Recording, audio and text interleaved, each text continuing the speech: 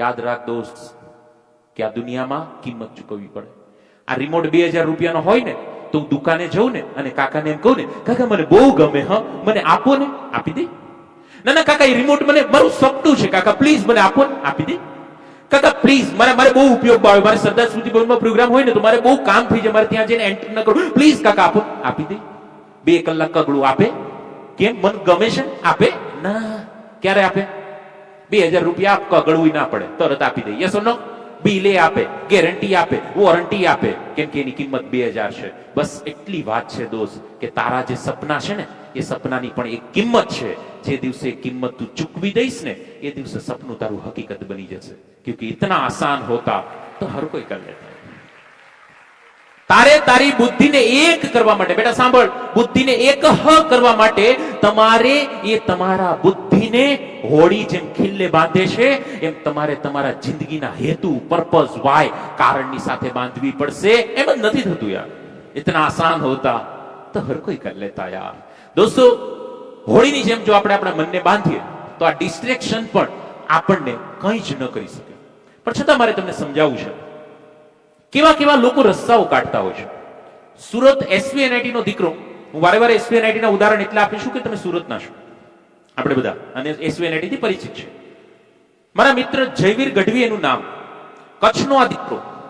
એમણે જ્યારે મારી એમની સાથે મુલાકાત થઈ, તમે બિલીવ નહીં કરો, એસવીએનઆઈટી માં મોબાઈલની એટલી એને આદત પડી ગઈ, એટલું એડિક્શન એને મોબાઈલનું થઈ ગયું કે દરરોજ 4 થી 5 કલાક એની મોબાઈલમાં ક્યાં જતી રહે એની ખબર જ ના પડે. જયવીરને સુરત એસવીએનઆઈટીમાં કોલેજમાં, હવે એસવીએનઆઈટી પહોંચે, હોશિયાર હોય તો જ પહોંચે ને, છતાં ભૂલ એવી થઈ કે એવી આદત પડી ગઈ 4-5 કલાક મોબાઈલમાં જતી રહે, કઈ ખબર ન પડે.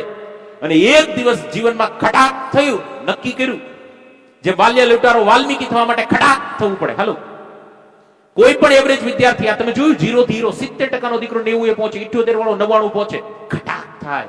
4 અક્ષરની મહેનત કરવા ઉપર ઉતરી આવો, 49% નો દીકરો ભરૂચના કલેક્ટર બની શકે. આવું ખટાક એમને કોલેજમાં થયું કે હવે મારે સરકારી અધિકારી બનીને પાર પડવું છે. અને એક સંકલ્પ કર્યો, એક નક્કી કર્યું, એક દ્રઢ નિર્ણય લીધો. તમે વિચાર કરો, 5-6 કલાક તો તમે નહીં જ વાપરતા હોય, એટલી તો નહીં જ વાપરતા હોય. 1-2 હશે જ્યાં કોમ્પિટિટરો હશે, પણ બાકી બધા તો ઓછી હશે ને. યસ ઓર નો? 5-6 કલાક મોબાઈલ પર ડે વાપરતો, છતાં જયવીરે નક્કી કર્યું કે જ્યાં સુધી જીપીએસસી ની પરીક્ષા પાસ ન કરું ત્યાં સુધી ફેસબુક નહીં કરું અને હવેથી હું બુકને ફેસ કરીશ. આ નક્કી કર્યું. ફેસબુક બંધ, બુકને ફેસ કરવાનું શરૂ. વર્ષ 2020 નો ઇતિહાસ ચેક કરો સાહેબ, તમને ખબર પડશે. જીપીએસસી નું પરિણામ આવ્યું. સમગ્ર ગુજરાતમાં પ્રથમ નંબર પ્રાપ્ત કરે જયવીર ગઢવી.